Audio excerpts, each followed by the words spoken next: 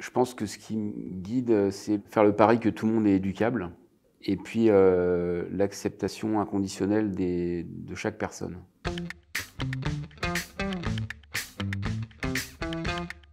Il y a un sujet qui me tient à cœur, c'est l'école inclusive. Enfin, il y en a plusieurs, mais il y a notamment celui-là. Ça a commencé parce qu'en fait, j'ai été nommé en SECPA au début de ma carrière.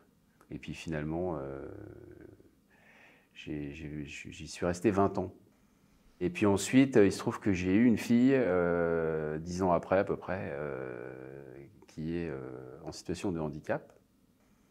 Et donc voilà, c'est à double titre que le sujet m'a intéressé, à la fois comme enseignant et comme parent. En fait, l'externalisation est le principe de base. Il y a l'école ordinaire, ou normale, comme certains disent, et puis pour les autres, c'est à chaque fois, on trouve une autre solution, quoi, mais pas à l'intérieur.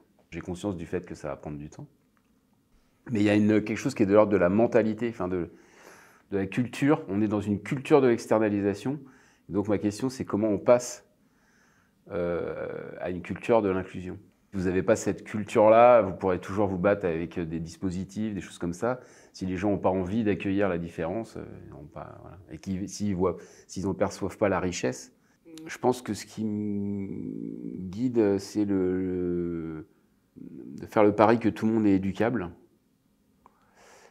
Et puis l'acceptation inconditionnelle de chaque personne. Au départ, de vivre comme une injustice, vraiment le fait qu'il y ait des hiérarchies en fait, entre les personnes. Au SGEN, on peut se dire qu'il y a des intérêts qui sont pas toujours alignés. Donc c'est ça le réel, c'est-à-dire qu'il y a les AESH, les parents, l'élève, les profs, enfin voilà, et que le réel c'est ça, et que c'est complexe. Et donc il faut bien qu'on soit tous ensemble à un moment pour mettre les intérêts sur la table, se demander s'ils sont contradictoires, alignés, lequel est intérêt supérieur, enfin voilà. Et ça, si on veut le regarder en face, si on veut vraiment avancer, quel autre endroit qu'un syndicat général pour faire ça? On ne peut pas sinon faire ça. Il y a 15 ans, c'était pas du tout une évidence. Il y avait beaucoup de conseils d'administration qui votaient contre l'ouverture de l'ULIS, par peur, enfin il y a plein de raisons diverses et variées, mais voilà. Aujourd'hui, quand le SGEN propose qu'on vote pour, ça n'est plus vu comme quelque chose de vraiment complètement incongru. Il y a des collèges où les élèves sont inclus, mais quasiment dans tous les cours, et puis ils vont vraiment ponctuellement à l'ULIS, puis d'autres où en fait ils sont dans la classe en fait ULIS toute la semaine, quoi, quasiment. Bon voilà, après ça dépend des élèves, mais aussi est-ce que les collègues sont prêts à accueillir, voilà. C'est pas toujours évident. Quand il y a 28 élèves déjà dans la classe, en accueillir 2 de plus et qui sont en situation de handicap et auxquels il va falloir s'adapter, c'est pas toujours évident, c'est sûr. Fondamentalement, il y a quand même une injonction paradoxale au départ, c'est-à-dire sur l'école inclusive, c'est incluez tout le monde, mais on ne vous donne pas les moyens pour le faire, hein, pour résumer.